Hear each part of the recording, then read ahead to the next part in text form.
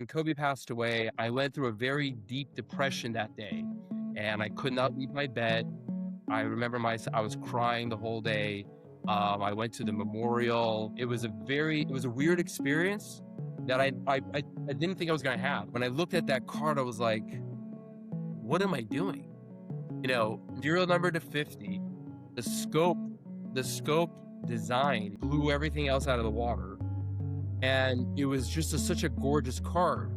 And so I think at that time, that was the thing that really was like, I need to start shifting. Consolidating, it takes a lot of guts. I mean, because we love these cards. We bought them in the first place for a reason. It's not like I didn't buy these cards with the intention of flipping them. Like if I buy it on eBay, yeah, I don't care. It is what it is. I have full reign to sell.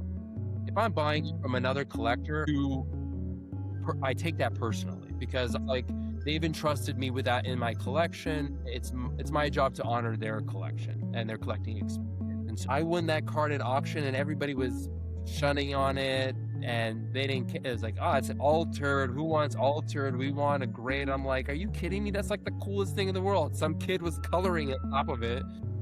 And who cares what the grade is? The card is the card. It doesn't matter. Like it's the card.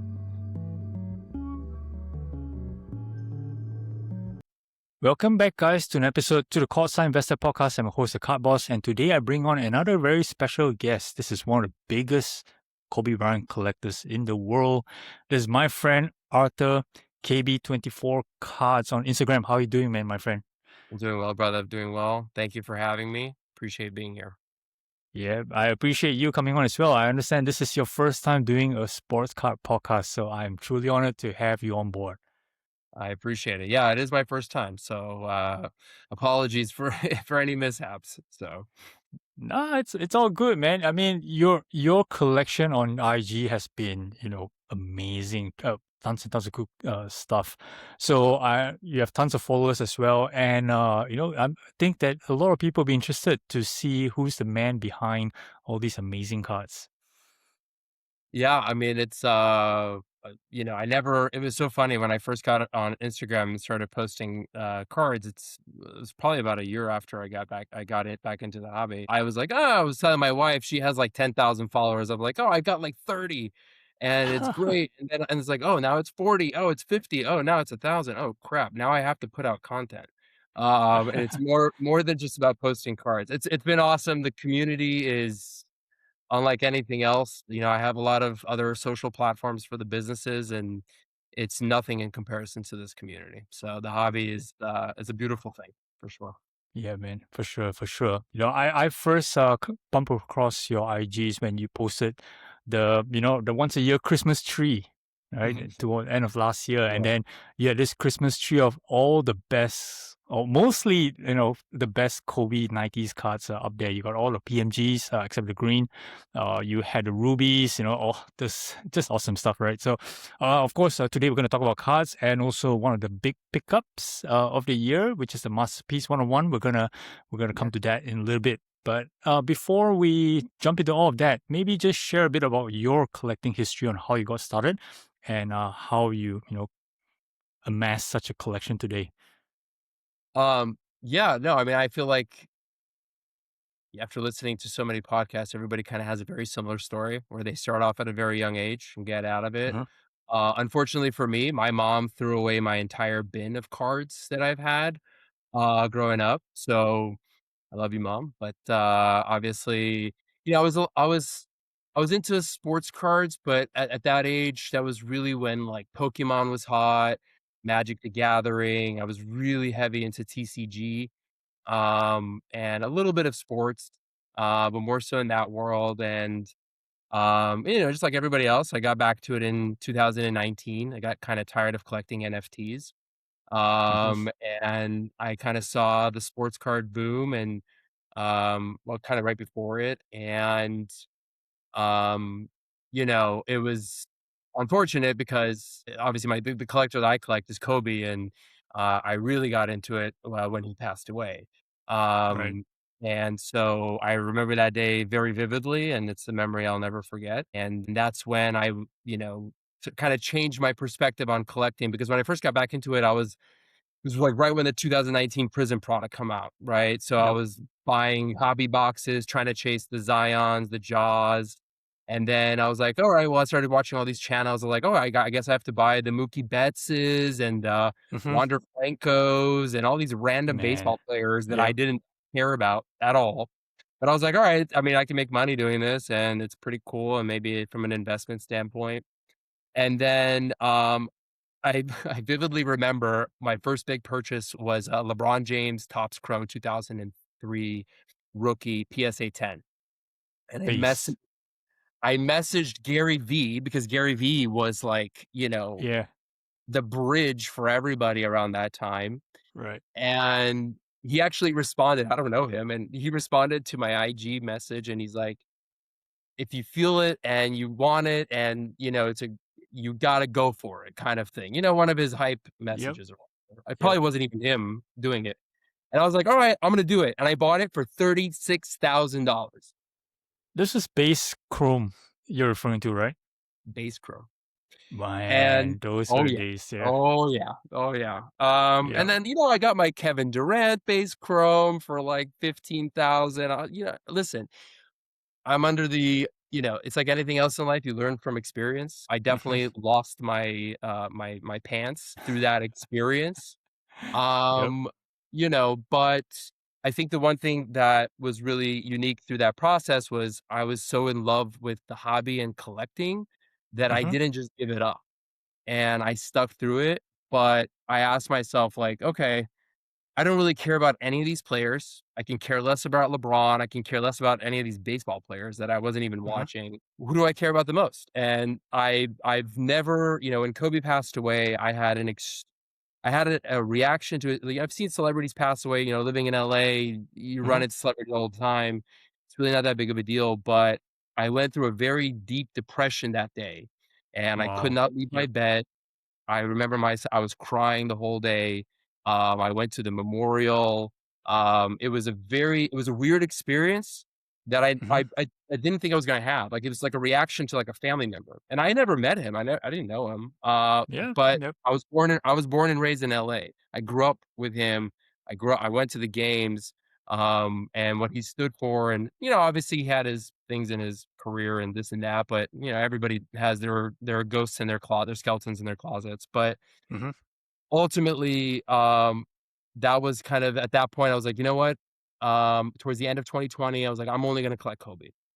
And I met a very good friend of mine now who is the real OG, Damin Miguel, who has a phenomenal Kobe collection, and that's his Mm-hmm. primary PC. And kind of asked his advice. I was very thankful to meet him, and he kind of helped me through just navigating the world of Kobe. And so yeah, that's how I kind of got back into it. So long story short, or tried to do Nice. it short. Nice.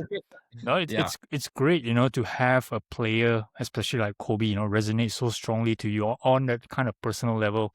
So, for me, I grew up watching as a kid watching Jordan, when he both his three-peat runs. Okay, so obviously it was amazing player, GOAT, I think undeniable. But Kobe was a bit of a special one to me, in a good and in a bad way as well. So I'm an Orlando Magic fan, true and true.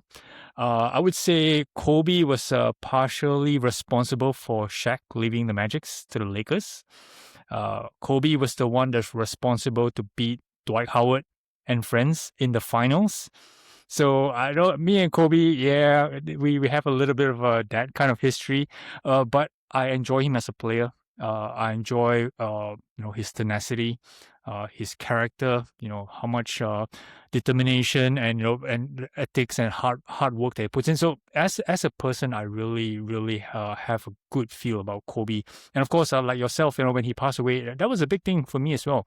And then for my wife, who never really watched Jordan because but she did watch a bit of Kobe with me because we were staying together back then. We watched the finals where the Magic's lost as well, so she understood Kobe, and she was equally as sad when Kobe passed, as shocked as well. So Yeah. definitely, Kobe had a big impact in my life. Same, maybe not to the extent as yours, but definitely a big impact as well. Yeah. Yeah, yeah, no, for sure. I mean, it's yeah, sorry, go ahead. No worries, no worries. All right, cool. So obviously, you had a lot. Your Kobe collection today is super impressive. But can you remember what's the first big Kobe card that you picked up? I will never forget it. It Yep, was the EX 2000 rookie, the green variation, yep, not the serial number. yep. It was a PSA 10. Wow. I I was at that period, I felt like I was trying to complete the rookie set in all PSA 10s. Mm-hmm. And so I had the finest, the gold refractor. I mean, I had all the most obscure ones, the members only ones, the ones that Yep. you like people don't even see. There's like Pop 4. And I was really excited about that. And then it was such a hard card to find in good condition because some of the PSA 10s, there was also chipping on them. And so Mm-hmm. not really PSA 10s. And I remember Golden. I remember the hotel I was in on a business trip and like Yep. bidding on it. And it was like 20 something thousand dollars at the time. Definitely wouldn't go for that much now. Yep. Um, and just winning it, and I was doing jumping I think I was probably in my underwear. I don't think I was even wearing Oh any clothes, man. and you know, maybe too much information, but like I Yep. remember that moment because it's such a beautiful card. And I love, you know, the clear imaging in between him and the green bordering and Yep. you Yep. know, it's part of a larger set with the credentials. It was the first credential set, you know, the first EX real, you know, beautiful set of the Yep. 90s. So that was probably the biggest one of his rookies. But the biggest one, the one that started this crazy journey for me was the titanium fusion. Oh man, lovely As card, my man. yeah, as my good friend Yep. Adam Gray always says, it's the gold. The naming on these cards at that time, you know, the Mm-hmm. titanium, the not tit it doesn't even look titanium. Um, the gold, that was thanks to Empire Sports and Fund Your Cards. Mark is a very good friend of mine. Mm-hmm. And that was the first real kind of like consolidation project Yep. and big 90s kind of gateway card for me. Nice, nice. Your collection, is very 90s centric, like I said, PMGs and all these cards, right? Was it always the plan from the very beginning to be focusing on 90s, or were you kind of like, just touch and feel all over the place and then decided to move into 90s? Yeah, no, I mean, I don't think anybody plans any of this type of stuff, right? Hmm. It's like, you know, I could kind of talk about the masterpiece later on. That there was no plan of Yeah, getting that card. yeah. You know, I think it's in the beginning when I first started, I was like, all right, well, what's Kobe's like go to, right? And at the time, 90s were not popular. 90s Hmm. were actually going for really, you know, they weren't the Rubies, the PMGs, they were in the early 2020, 2021. You know, they were Yep, expensive, but they weren't highly chased. And so the rookies, that's when you had the finest refractors that were going for like $130,000 for a correct. PSA. It Yep. was like crazy money. And so for me, like the rookies are cool. Everybody wants a rookie, you know, yada yada. And I don't really know what it was. I think I was the PMG champs became available privately. And at the time, like I had a mixture of all the rookies and that had the entire Kaboom set in PSA 10 run. I had all of the Okay. PSA Yep. sold those too early. But the PMG champ came up privately. You're a good friend of mine. And when I looked at that card, I was like, what am I doing? You know, none of the serial number to 50, the Yep. scope, the scope design was, I mean, blew everything else out of the water. Yep. And it was just such a gorgeous card. And Hmm. so I think at that time, that was the thing that really was like, I need to start shifting. Yep. You know, it's like anything else. When you're involved in something, you see like, okay, well, this doesn't add up. The math doesn't make any sense, right? It's like Hmm. none of these rookie cards are serial numbered. They're all over the place. You could buy a raw one for $50 or a PSA 10 for the same thing that's happening now, right? In a lot of Hmm. ways. Yep. And so Yep. I was like, all right, I need to go after true rarity, like things Yep. they don't pop up every day. So that's kind of it wasn't planned, but it was part of the journey in a sense. Nice. It's funny you mentioned the PMG champ Kobe. So I have a funny story with that particular card as well. I think one came on auction maybe a year or so ago on, I believe it's Goldin. I think, or is it? Oh, I can't remember which one. Okay, and at that time, I believe the valuation is roughly going to be like I can't remember the grade. Maybe it's a BGS 8. I think. The valuation was roughly between 70 to 85K, roughly. Okay, which at the time was still a very big number for me because I was still doing cards that's between $5,000 to $10,000 on average. Okay, but it was something that, hey, I want to chase after this, but it's a big card. So, but at that time, I had this like okay, sorry, you had the Kabooms. I had this stack of cards that's between 5 to 10K, and I was just telling myself, do I really want to move so much stuff to get one card? Right. Mm, And it took a while, right, to put all this stuff together, like how I would imagine how you put together your kabooms as well. So I decided, no, it's okay. I think I'm very happy with my multiple 5 to 10K cards, and I let that Kobe go. mm. It's one of my biggest regrets till today. Yeah, it's consolidating. It takes a lot of guts. I mean, Yes. because we love these cards. We bought them in the first place for a reason. Yep. It's not like Yep. I didn't buy these cards with the intention of flipping them. Yep. You know what I mean? It may look like it, but that I my my trajectory was to keep everything, and I wish I did. I Yep. wish, Yep. I don't have unlimited money like some of the other folks in the hobby, and so, um, I that's kind of it's served me well. The thing is that, like, a lot of these cards are always available. Like, if you look Yes. at, like, the Kabooms, even like I like the consolidation, we'll talk about it later for the masterpiece. I'm letting go of Yep. a lot of great cards. And Yep. but I can get them once every 6 months, and that's Yep. okay. Like I that's attainable. That masterpiece, like I got the PMG champs. It was the Hmm. exact same experience. It was the exact same experience as the masterpiece. So I have Right. the Kobe PMG champ serial number 1 out of 50. So it's the first off Wow. the line. Hmm. Hmm. And so when I saw that card, I like budgeted for like 100K. I don't know, Yep. 120K, right? Because that's what they were kind of going for. And I'm at the airport and I'm pacing back and forth and I'm looking at my card ladder and I'm like, sell, sell, sell. So I'm gonna sell this. I'm gonna sell. I'm just like, all Yep. right, because once you see that card, you're like, I'm over all of these cards. I just want the champ. Yes. That's all I Yes. want. And once you see it, it's done. At Yep. least for me. Yep. And so again, talking with Mark, and it's like, all right, we're gonna send this. I'll send you some cash. We'll do this, blah blah blah. And then at that point, you're so pot committed that you're Yep. like, I'm going in. That's it. And Yep.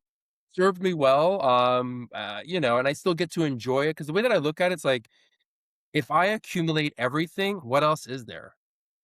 Yep. Like the rush of chasing, finding, searching, scrolling eBay every 10 minutes, thinking there's going to be a new card that pops up, like Hmm. that that stops once you've accumulated all the cards, right? So Correct. it's part of the chase. Yeah, for sure, for sure. I mean, this process of consolidation and deconsolidation as well, it's something that a lot of experienced collectors go through quite frequently. A lot of new collectors, uh, they have this fear, right? Like, what you just mentioned. I bought these cards for a reason. I'm very happy with many of them, but to move them all at once to get one card, I can't bring myself to it. And then sometimes, even though when they get it, they feel very uneasy, right? Just to have like one card in a PC. Whereas all my friends, I have these nice huge collections, and then they sell back down, and then they go through this roller coaster of emotions. But I guess you and I, we've been through all of that, and we know how to prioritize which card is more important, which card is sticking around, and which card needs to go. Right. So that's something that we get used to quite a fair bit.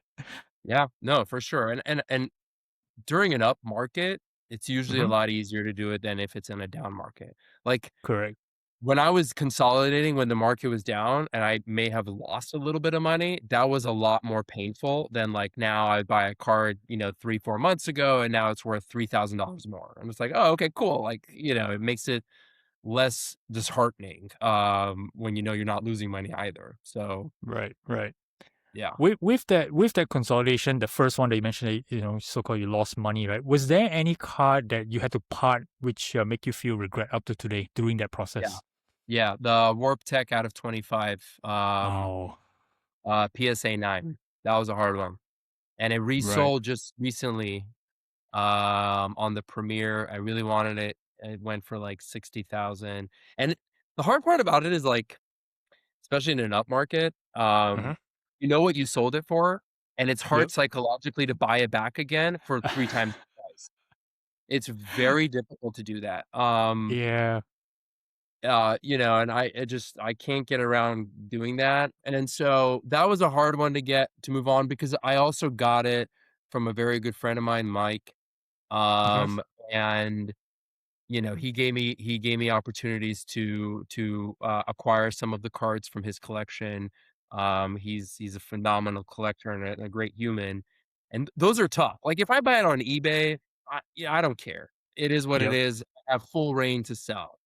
If Yep. I'm buying it from another collector, I take that personally because Yep. it's like they've entrusted me with that in my collection, Uh-huh. and it's my job to honor their collection and their collecting experience. And so, but when you're paying $150,000 bill, and you have kids and this and that, Yep. you kind Yep. of like, I gotta move the card. So, Right. I- yeah, Right. That's an interesting comment you made, which brings on us to the next topic. Kind of like it ties in as well. Which is regarding the one-of-one masterpiece from Fleer 2000 Showcase Kobe, the pink Kobe, as what most people refer to. Huge card that you just bought for $324,000. Okay, on auction. From this was Finesse Collect, right? I oh yeah, believe. from here. Yep. Okay, so tying into what you just said, interestingly, so this card was previously owned by Grant Sladen, Hmm. okay, a part of his own consolidation process to acquire the two big Jordan logo mans Yeah, towards the end of last year. This is huge, but it did not reach directly into your hands. It actually went somewhere to someone else first, okay? yeah, And shortly after, it went to auction. And this is one thing that Grant mentioned, right? So when he sold the one-on-one masterpiece, it was the full assumption that the person who bought it would appreciate it, would hold it for a fair bit or whatever. But it just went into auction not long after, of course, to your benefit as well. So we do see some of these kind of guys out there. yeah. Yep. Yeah, I mean, I watched your interview with Grant, and I did speak with him afterward, when it went live, because I Hmm. asked him like, "Why did you just give it to me?" I would have, but he had a good opportunity. Obviously, he made a brilliant move. Obviously, most Hmm. people would have made that move. But you never know. You never know. Cool. Um, I have some friends in the hobby that they won't sell their collections. They hold it Yep. because they're afraid of it just going out into the wild and they'll never be able to get it back. So, Right, right. Cool. Let's talk a bit about that particular card, the one-on-one masterpiece. yeah, Has it been always on your sights to acquire it one day? no, no, Okay. because it's an interesting card. I've solely focused on 90s, and I've been Hmm. very OCD about 90s and Right. not going above 99. Um, and then timing is everything, right? And like you were just saying, like, do you plan this stuff? Do you get ready for? Like, you don't plan any of this stuff. Yep. You just go with it, right? Yep. And I hopefully I've been talking to a lot of people lately, and then you kind of see through my posts as well that I'm transitioning a little bit into the era that I'm collecting, because I feel like the 90s stuff it's heated.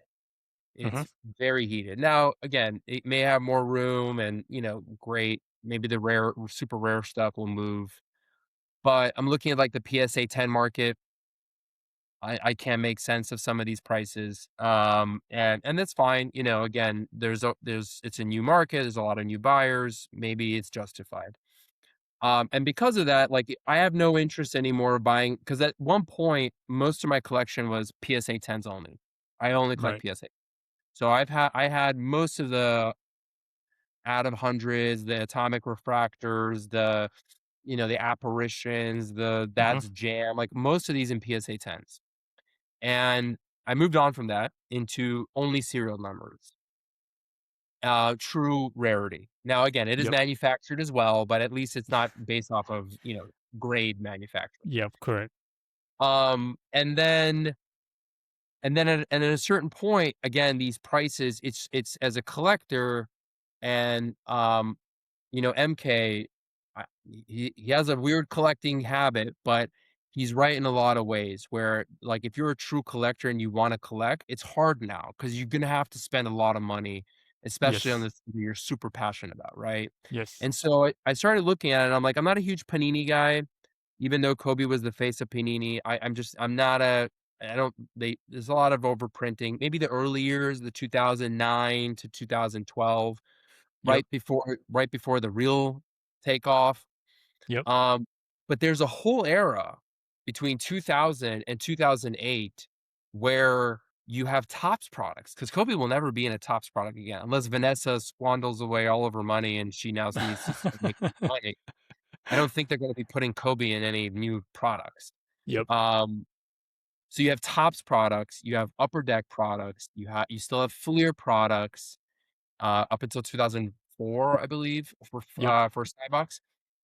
So you still have a lot of these, like, great eras. You have, a lot of the serial numbering. That's where the 2000s, you start getting into higher serial numbers. So they start Correct. overprinting stuff, but some cool stuff there. And you can buy things out of 25, out of Mhm. 5, out of 10 for, like, less than $1,000.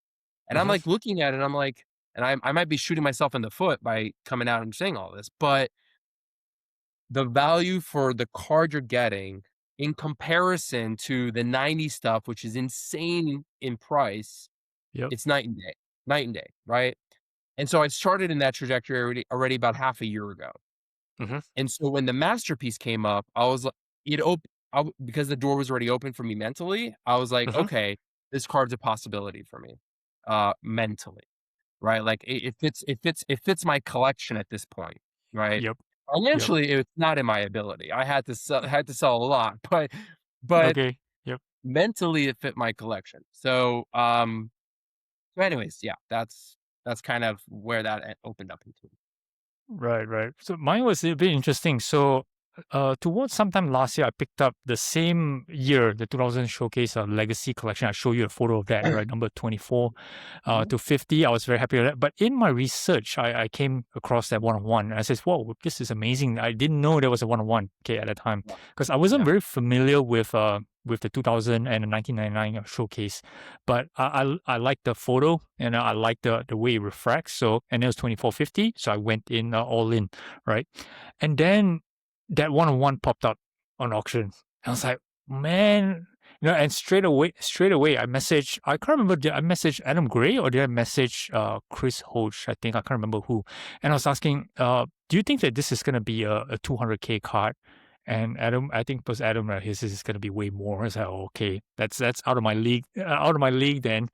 So, and then, it went up to that price, and then, somebody won it. That's cool. And then, of course, it all tied back to you being the winner because I saw that on your IG, and that's how we connected. So, tell yeah. me, what kind of roller coaster did you have to go through to acquire this card? Yeah, it was interesting. So I knew about the card obviously through Spino. So Spinatron had this card originally. Hmm. Yep. And then it moved to Acquire, and I saw the card there. So I knew about the card for a minute. Yep. And then it went from Acquire to Grant, and then Grant, to Yep. whoever the seller was. And so I was familiar with the card already for a long time. I've been following Spinatron for many years now, and so um, I mean, when it first came out to auction, I was shocked. I immediately started thinking in my head, I'm not gonna be able to get this as much as I Hmm. would want it because it still has a '90s feel. Like, the Hmm. card, it screams '90s from Yep. the shots to the imaging, the masterpiece. Yes. Um, and I have 2 of the other masterpieces from '98. Mhm. So it fit into my collection, fairly nicely. Um, but then, just talking to everybody like you, everybody was like, half a million, maybe I mean, Adam was like, "1,000,000." I was like, "I don't know if it's gonna get to 1,000,000," but, um, the thing that helped the pump on it, and I'll be honest with you, I think I got a steal on it, to be honest. I mean, Yep. as much as I paid, and it's a lot of money, I think I Yep. got a steal on it. Personally, for just looking at the things that like Knipple, a super Yep. fractor going for almost $1,000,000, like but I didn't think I was gonna stand a chance. Yep. And so I was like, all right, well, whatever. And then the credentials now came out, Mhm. the 1 out of 8 copy, and I was like, all right, it's either gonna be that or that. And so and then I was like, all right, because the credentials now would complete my credentials run. So I have Yep. the credentials now from '98. I have the credentials now in '99. I had the Mhm. futures. I was like, all right, well, but the color, nothing against the card. It's a beautiful card. It's Yep. important. It's significant. But from an aesthetic standpoint, and only 2 of the 8 copies are green. The other ones are brownish, whatever the Yeah. color they Brownish yellow, almost like yellow. yeah. Yeah, whatever you wanna call it, and Mhm. so, I was talking to a couple friends of mine, and I was like, "You know what? I don't think it's worth the money it's may go for." I mean, it Yep. is from an, important standpoint, but not from an aesthetic standpoint, right? Yep. Yep. Um, and so I'm at the airport, same as the PMG champs, and it's sitting at, like, 150,000, or I don't remember, 160,000, Mhm. and it's the day of the closing, and I'm just sitting there, I'm like, "This could actually happen." Like, Right. I have to start planning it. So I called my guys at Fanatics. I told them like, "All right, look, I'm sure you've done this too. Like, let's plan this out. How can I finance this? How can I send the cards? How long Yep. do I have to take to pay for it?" Yep. Like Yes. I you just went through that, so I know. went through that, right? Yeah. And then I'm in the airplane, and it's the auction's going, and I'm stuck. I'm stuck in the airplane because the same thing happened to me with the PMG champs. I was stuck in the Mhm. airplane, and I'm watching Adam and Jeremy with their show, which I love Yep. to death. I love their premiere show. It's awesome. They do an amazing job. Yep. And Adam keeps going back to it, and I'm like, Adam, stop going back to it, man. He's like, let's see where it's at now. Let's see where it's at. I'm like, stop going back Yeah. to it. Yep. And it's sitting there, and like I'm messaging him back and forth as he's in the show, and I'm the high bidder. And at that point, it's like one of those things where in life where you go for it. You'll figure it Yep. out after. You'll figure it out what you'll sell, who you'll move, which kidney you'll get rid of, whatever. It Yep. doesn't Yep. matter. You Yep. have to Yep. figure out after it.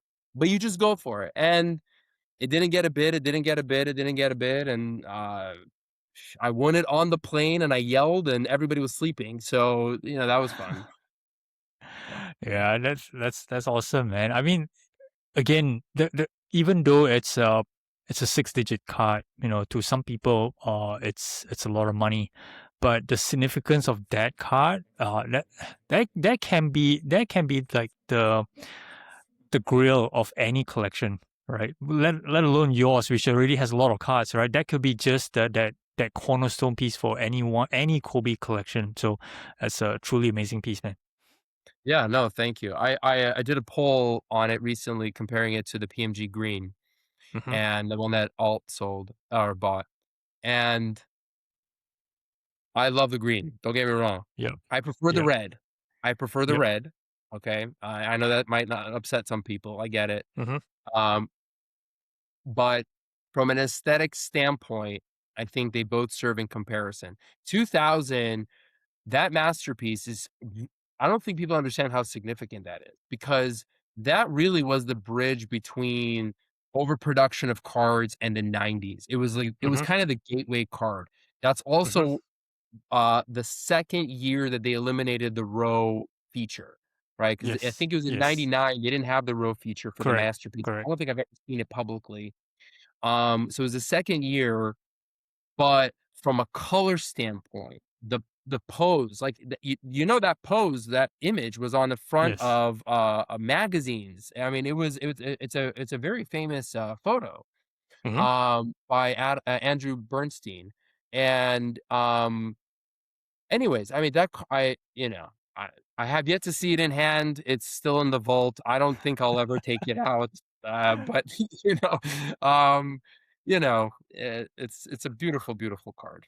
So. Nice, nice. One more interesting tie-in with that masterpiece was that auction came not long after I interviewed Steve, diamond card collector, one of the Mhm. biggest Oh yeah, Brady and great. football collectors out there. And for the longest time, he has changed his IG profile photo, but for the longest time, he had a Brady masterpiece 1 of 1.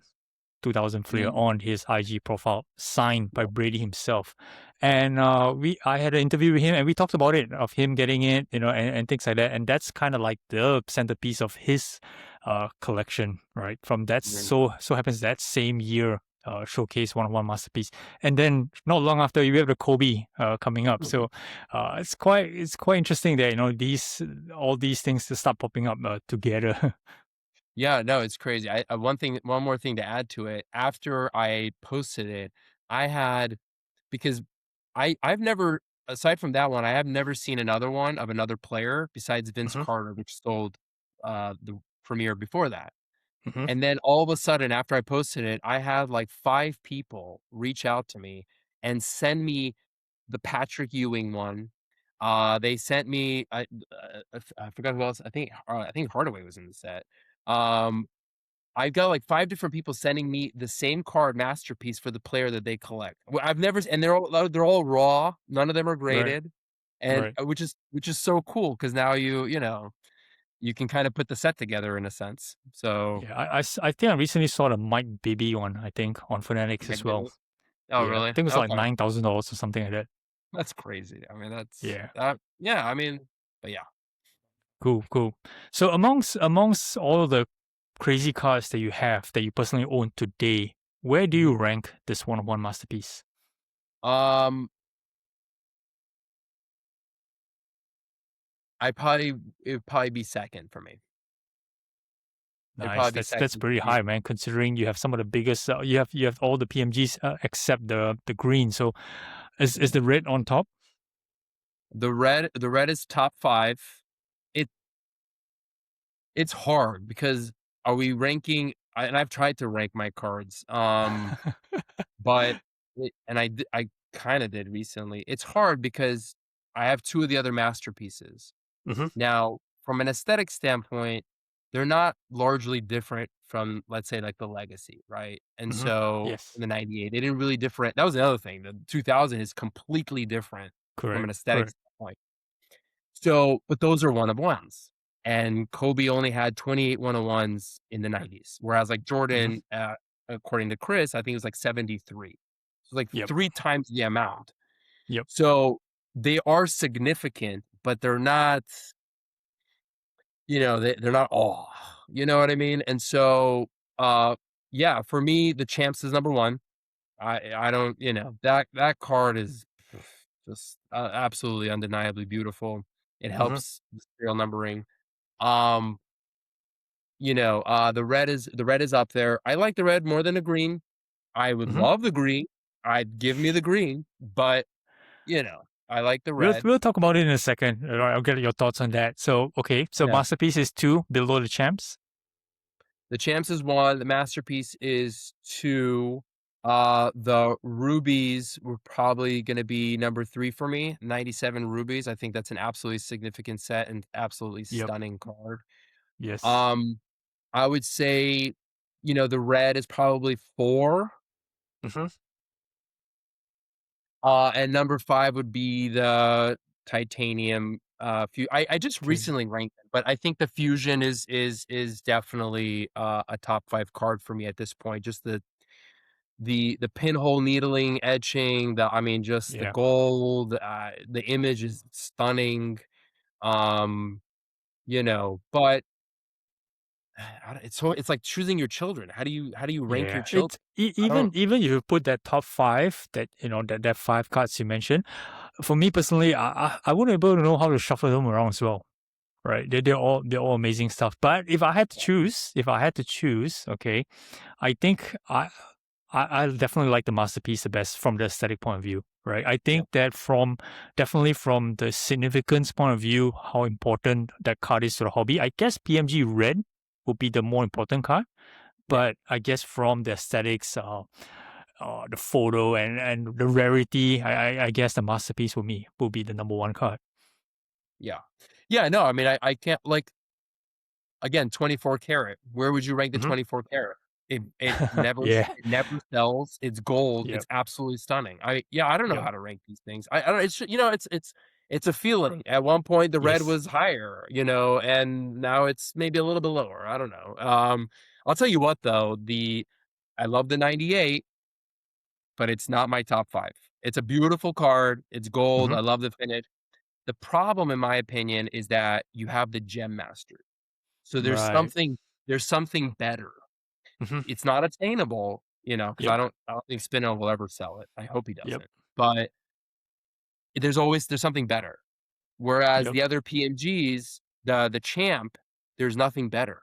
That's the Right. one. Hmm. With the red, there's something better. There's the green, The green. Yep. right? And so with the champs for me, that has to be number one. So Got it.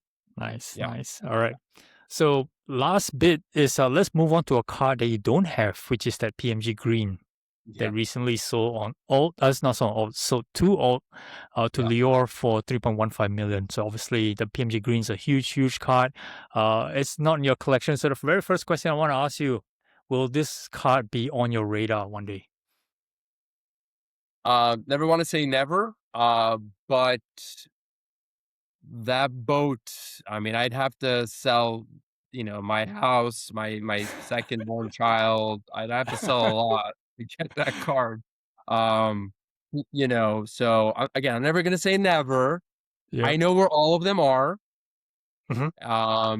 And most of the people that have them now, they're not ones to let them go. Hmm. So it's a tough card to get.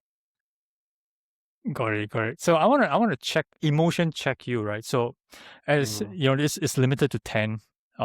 So you said you know where they are, and it's very unlikely that you have the opportunity to acquire one day, whether is it through the financial means or whether or not somebody's letting it go.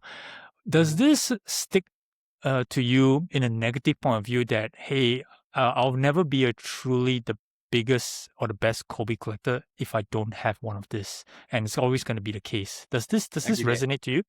every day, man. Because no, I'm just joking. It's not every day, but yeah, no, for sure. I'm not aspiring to be the biggest collector because I pay homage to the OGs Hmm. that some people don't even know who they are, and they've been Yep. collecting since he was a rookie. Hmm. And the collections that they've amassed, out of respect for them, I will never be at that level. Hmm. I mean, and there are quite a few Kobe collectors. So I don't do this for competition purposes, but Yep. the fact that they have the green, definitely does help their collection. From like if you look at Spinatron's collection, right? Yep. He's so curious. This guy can have every Kobe card in existence. Yep. Because I mean the stories that I've heard throughout his collecting experience, they were buying PMG greens for $500 on eBay. So one guy had four of them or five of them at one point. I mean, it was like stories that you're like, what? Yep. So for me, out of respect, when you get to that pinnacle, like Spinatron, he may not have a vast Kobe collection, but his Hmm. Kobe collection is insane and Yep. is virtually unattainable, Yep. right? And so you don't ever want to get lost in that conversation because you'll never get to that level, right? Yep. And I don't think we ever will, just because of timing. It was just they were in it at the right time, in the right place. They stayed in it. They deserve that respect. That's it. Hmm. You know. Cool. That's awesome thing to say, man. So that being said, being the PMG green slightly out of reach. Okay, so I'm not gonna ask you what cards you're gonna look out next, but to some people, condition matters. The grade matters. Okay, but for your case, will you look to improve the grades that you have on some of the cards that you own? I love my authentic altered red PMG more than the PSA 6 that just sold. Yeah, I was gonna ask you about that one actually. So yeah, so tell me a bit more. Why so? because there's a story behind it, and Mhm. there's a connection to the card. Like, somebody doodled on this card that is now worth, $300,000. Like, how funny is that? Yeah. No, I mean, look, in the end of the day, um everybody's on a different collecting journey. Like, if Mhm. I had unlimited money, and yeah, it'd be easy. I could just buy everything. I mean, that Yep. what's the fun in that?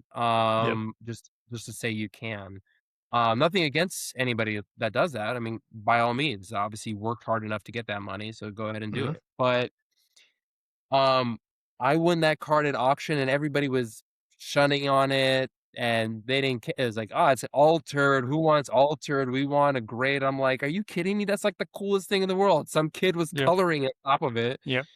and, who cares what the grade is? The card is the card. It doesn't Yep. matter. Like, it's the card, right? And, Yep. uh, I that's the thing for me transition-wise.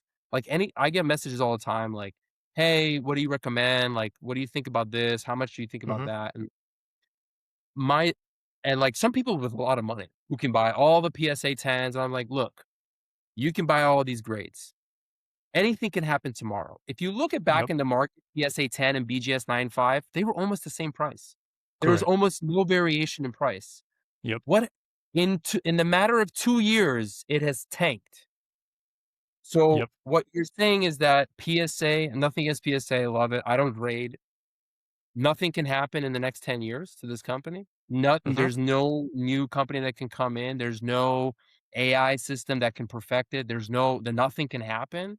Like, Yep. it's Nat and I'm a big fan of Nat. We've done deals together. He's a great guy. Nat might want to sell the company one day. Maybe the buy-in for the people that buy it are not as great as his was, the passion behind the cards.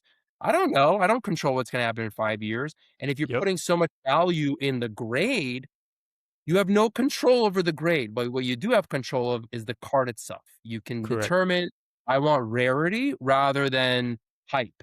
That's all I want, right? And Mhm. so, anyways, that's a long answer to a a question, but for me, I can care less what condition the card is in. Like, my 24 karat has a fingerprint in it because, Kike, who from Germany, that was his card, and I think at one point he was, like, toying around with it, and he punctured it, and some of the Man. foiling, and it's like a PSA 5 or something like that. I'm like, Yep. "There's 24 of them. I don't care if it's missing his head." It's like, Mhm. look at the Honus Wagner. I mean, like, half of Yep. them are destroyed, and it's still selling for $5 million. So, Yep. It's interesting you mentioned this. So all these stories, that comes, this little side stories that comes to the card, gives it a little bit of flavor that a lot of OG collectors like yourself, they truly appreciate it. But when you look at the younger collectors these days are coming out, when they're looking at card leather for prices and comps, or when they go to the shows, they just do that direct comparison. Right? They say, oh, this is 10, this is a 5, so this should be worth more than this and this and that. But never because of it's this because of this reason, correct? Yeah. No, I mean, I listen, I love Card Ladder. I think what Chris and, their team has built is phenomenal. I Mhm. think that, I use it all the time to comp, Mhm. but, my comps are not based off of the grade. It's based off of Yep. the frequency of sale, how rare the card is. I mean, I think that's actually more challenging for the brain to, like, Mhm. figure out comp. Like, how do you comp a card that has never sold publicly? Like, I'm Yep. in talks now for a one of one, a Kobe one of one for a later year. It's never moved, 0. It's Mhm. the most obscure one-on-one you can think of. So how do you price Yep. this out? I don't Yep. you just I was speaking to Grant Slayton about this, and this is a process that he truly enjoys. When a card doesn't have a comp, and then he'll find a way to work it out, and it feels so great that when the deal is done, it's like, look, it all came together. Yeah, I mean, and the thing is, like, for, like, a lot of these young kids that are in the flip game, like, Yep. they'll eventually get there because it's part of the journey. Like, they're gonna Yep. learn, just like everybody else does, Mhm. and just like I did. So, it serves you more in benefit to Mhm. get those types of cards than trying to chase the PSA 10 comping it. Because if there's Right. no comp, not only do you get the card you really like, right? But it also serves you business wise because Yep. then you can create your own comp. Like, Wondershine. They're not geniuses. They're buying one of ones and hyping up the price because they know they can. If you really Yep. want it, you can just Yep. spend $10 million more, right? Yeah. Yep. So Correct. And I love playing that market. Yeah. yeah, it's not like everybody needs to agree with them, right? So they can say that they bought a car for 10 and now it's worth 12. There'll be maybe 99 people who will disagree, but there'll be surely that one guy says, "Yep, I think it's 12." Yeah, for sure. I mean, Yep. I think if you're going into this industry as a business standpoint, you want to Hmm. play in that field because your Yep. margins are probably going to be 10 times higher. Like Correct. maybe you'll have less transactions and that's okay, but less headache, more money. Um, but I love it. I mean, obviously I'm not doing it for business purposes, but Hmm. for me, I love playing in that world because as Chris likes to say, at this point, I'm in the trajectory of my collecting experience, where I like researching, I like finding out about new sets, I like, really just finding the niches that nobody's really talking about. Like, again, right now with my 2000s run, I Hmm. think it's a really cool place to be for me. And, I like the obscurity. I think the obscurity challenges your mind. Like, in life, you're always trying to find ways to challenge yourself. This is the way to do it. Like, I can go easily flip PSA 10s left and right and trying to comp, last one this, last one that. I'd rather have a discussion. Like, I can't tell you, like, I've sold some to move into this masterpiece, some super rare pieces that Hmm. have never been auctioned. And the conversation you have with the buyer, well, why and how and where and what. And it's like, Yep. it's funner. It's just funner. So, Awesome, awesome. Good stuff, man. Good stuff. Okay, we're gonna wrap this up with one final piece of advice from you. So, of course, we have a lot of new collectors these days entering into the space. The market is nice and hot right now.